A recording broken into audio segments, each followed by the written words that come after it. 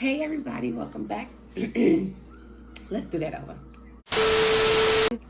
Hey everybody, welcome back to my channel. And in today's video, you already know by the title, I'll be doing a little bit of my experience with postpartum depression and the signs of it, how to stay aware of it, and how to steer away from it. Am I currently dealing with this? We all check that out in the video. But before we get into that, be sure to like, comment, and subscribe. As you can see, your girl got a chance to finally do her hair. It's not perfect the way I really wanted it, but it's just gonna have to do because I never had time to myself anymore. But without further ado, let's hop into the video.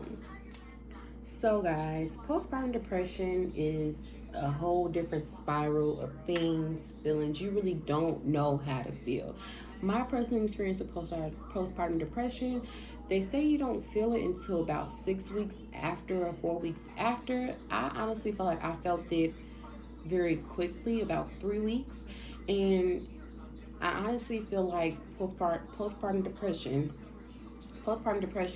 hits you out of nowhere. One day you can be happy, and then the next day that you can be sad, and you don't know where this is coming from because you're thinking, okay, I'm happy, everything's going good, and then the next day, like, something just triggers and you're upset. And honestly, that's what happened to me, and that's how I knew that I was going through it. It's because I was happy at a point in time, and then after my happiness, I kind of got sad, and I just wanted to be alone, and it made me want to just crawl into a little hole and not be bothered with anyone but my baby. Because even though you do have postpartum depression, you still have to be a mom.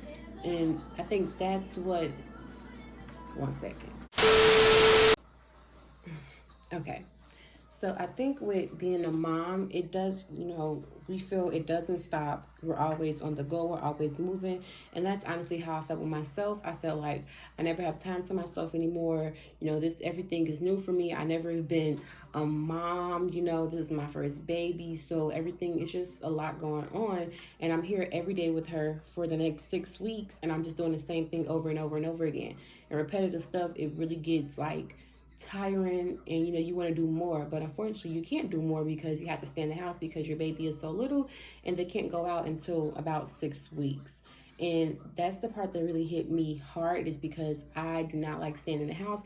I like to go out. I like to be adventurous. I like to do fun things, and staying in the house for 6 weeks really put a huge toll on me. And I was just like, I cannot do this. I'm sad. I don't know why. I'm crying here and there. I'm crying this day, I'm crying that day, and I just don't know why. And I think that's a huge part of postpartum depression. It just hits you out of nowhere, and you're like, why is this even happening? And that's what happened to me. I'm sitting here enjoying myself, enjoying my kid, and the next thing you know, I'm sad, and I'm like, why the hell? Like, why the hell is this happening? And it took some time for me to really understand that if I have to, get these feelings out, if I want to, get better with the situation, I have to express my feelings. It can be, in a notepad on my cell phone. It can be, in a diary. I can just, think and talk to myself, because I feel like when a mom has a baby, I feel like nobody really understands her more than her, and nobody really gets her, because as a mom, you look to be perfect, you look to be the best that you can be, and you just, you feel like I can do better, I can do more. And I feel like that's what I did. I felt like I can do better, I can do more. Even though people thought I was doing a great job, I still feel like there's stuff that I can do more. And that kind of put me in a depressed state, because I'm like, why can I do more for my kid? Like her crying all the time, and me feel like, what am I doing wrong? Why is she crying all this time? Why is she doing this? Why is she doing that? It just made me feel like I'm not doing a good job, because she cries and cries and cries. Then I had to say, Kayla, that's what babies do. They cry. So you can't get upset because she's crying. You can't get upset with yourself or think that you're a bad mom because she's crying. And I feel like the whole parenting experience, it just makes you feel like on edge 24/7 because you want to do your best. And I commend everybody, every mom out there for, sticking through all the tough times and never giving up, because having a baby is so hard, and being the best that you can be, it just takes a toll on you, because you want your kid to look up to you and be able to see that, I pulled through for any situation. Not to get spiritual, all that stuff, but I do feel like if you couldn't handle the situation, God won't put you in that situation. And if you're in that situation, God knows that you can get out because you're a strong person. And that's just that. And that's what I believe in. So I feel like any situation that I go through, I wouldn't be in a situation if I couldn't get out of it. And that's kind of what helped me with my depression, is that I knew that this was just a state. And I felt like I kept telling myself, it's nothing. It's nothing. You're feeling this way, but you're fine. Like, you're doing good. Like, you're not struggling. Your kid is well taken care of. I just kept telling myself, look on the positive side of things. The grass is greener. Look on the positive side. Don't dwell on the sad things. And that's what I had to teach myself. Don't dwell on the sad things. Don't try to make yourself sad. Just stay focused and on the positive stuff. The positive will get you through whatever, and just stay focused on that. And I think that's what helped me as well too, is that I just wanted to stay positive. I just wanted to keep moving forward. And I was sitting here like, okay, what can I do to, keep my positive environment going? And I thought of, why not start a YouTube channel where I can show moms to be, pregnant, all that, why can I just show even, young girls that want to watch what it's like to be a young mother, show them the ins and out of it, what I do, a life in, like, a day in my life, and show them basically what it's like. And I was like, I'm just gonna start a YouTube channel, and I hope that it grows so that young girls can see that, there are good days, there are bad days, but overall, being a mother is a beautiful experience. And I want to show you guys that on this channel. And that's why I started my YouTube in the first place. I was in a depressed state. I was a little bit under the water. And I said, why not keep this positive energy that I feel, keep that going, and spread that to others so that they can see that a mom's life is not all bad. Being a teen mom or young mom is not all bad. There are good things that come with it. And I wanted to show that. So I started this YouTube channel, and that helped me with that feeling of sadness or that postpartum depression. It helped me with that. You feel different. You feel like your body is changing. You got stretch marks. You have baby fat, all that stuff. You feel like your body is changing, and you want to feel pretty again. You want to feel like you're on top. You want to feel that power that you had over yourself again. You want to feel that. And I honestly felt like it takes time to get that, but like, as time goes on, you'll get that power back, and you'll feel more confident within yourself. And writing your stuff down or talking to someone, that helps you get your confidence back, because knowing somebody is either going through the same thing as you, or that they can kind of understand you, that you just have someone to talk to, that's better in a sense of just being alone. Because even though when you're depressed, you want to be alone, it's like you want to be alone, but at the same time, you want someone to talk to. And I do encourage you guys, if you guys are feeling like you're going through postpartum depression, or you're pregnant and you're worried about it after you have your baby, be sure to write that stuff down. Talk to someone. Go outside for a walk. Go for fresh air.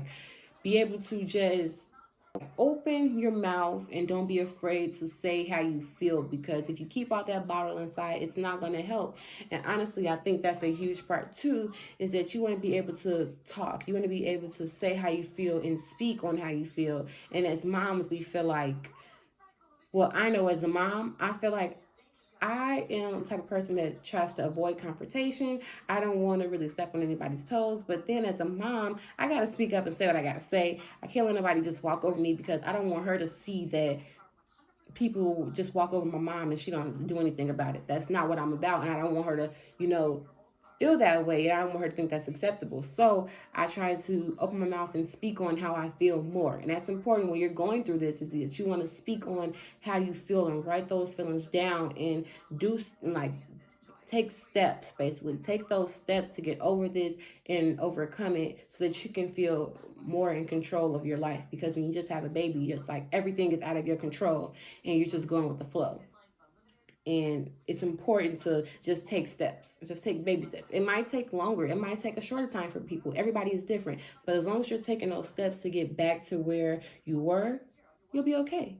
And that's honestly what I did. I feel great as of right now. Yes, I have my days. I'm not perfect. Yes, I have my days where I'm like, what the hell? I don't want to do this. Or I'm feeling like, oh, she won't stop crying. I'm finna cry. Like, I have meltdowns. But I wouldn't trade any of this for the world. Like, she is my world, and I love her to death. And yes, she might cry.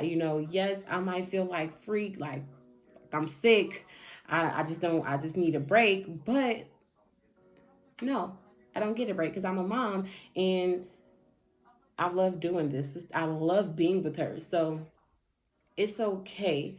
And postpartum depression, it just really, really takes a toll on you, and you don't even really know why.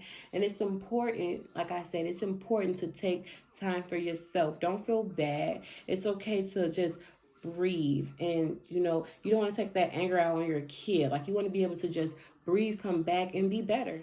So, guys, that was really my experience with postpartum depression. So now I'm going to tell you guys some steps on how to, go about the situation or the signs of it. So, signs of postpartum depression. I want to say that there are signs, but at the same time, like I said, for me, it just came out of nowhere, and I kind of like felt it. But it's like some signs is, you don't want to get out the house, or you're feeling down, you're not eating, you're not sleeping. Those are like the first signs that something's going on. Those are the most common signs. And ways to like go around those signs, or ways to feel better, I feel as if you can, like I said, write things down, go for a walk. If you like, if you just want to wake up, if you want to wake up 2 hours early so you can have some me time before your baby gets up, do that. If you want to just, I have a patio here. I don't go out, but if you do have a patio at home, or if you have a backyard, go out and sit in the backyard. I know it's cold now, but go out and sit in the backyard, or, if you want just peace and quiet, take a bath, get some bubbles in there, some Epsom salt, do all that, and get in the tub and just have that me time.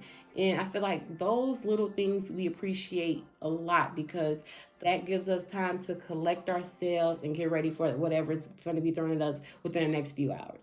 No matter if it's boo-boo diapers, no matter if it's 100 feedings, no matter what it is, it just gets us ready for it. And I think those are steps. And I feel like once you do those steps and slowly like manage time better, once you manage your time better, I promise you, you will not feel like you're always under the water.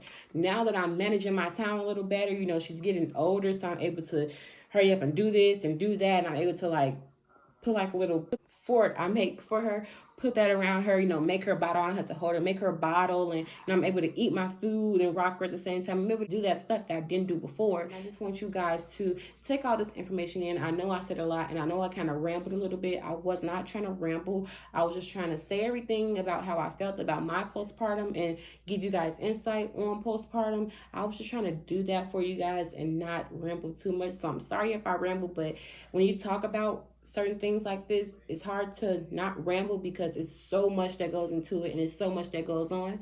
So I really do hope that you guys enjoyed this video. I have more videos coming for you guys. I'm sorry that I have not been posting every other day. It's kind of getting busy around here. It is getting easy, but at the same time, it's getting busy as well because she's staying up more, and I record when she's sleeping, so it's getting a little bit hard to get that record time in. But I will be dropping more videos for you guys. I have a video coming up next weekend for you guys that I think you guys enjoy. So please be sure to like, comment, and subscribe for me. Again, I'm sorry if I ramble, but I hope you guys enjoyed this video, and I'll see you guys in my next video.